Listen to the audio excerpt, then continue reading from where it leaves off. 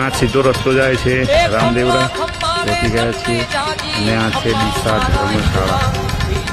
એની બાજુમાં જ સંત શ્રી ગૌતમ મહારાજનો આશ્રમ બની રહ્યો છે. બસ રોડની એક પ્લોટની પાછળ જ છે. જય ગુરુદેવ બાપુ.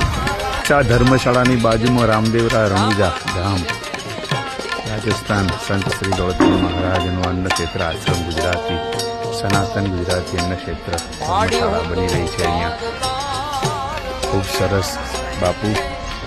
અહીંયા રાજસ્થાનમાં રહેવા માટે ગુજરાતીઓને સારી સુવિધા આપવામાં આવી રહી છે.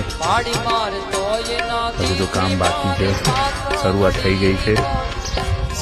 શ્રી ગૌતમ મહારાજનો આશ્રમ સનાતન ગુજરાતી અન્ન ક્ષેત્ર ધર્મશાળા રાજસ્થાન. આ છે ડીસા ધર્મશાળાની બાજુમાં.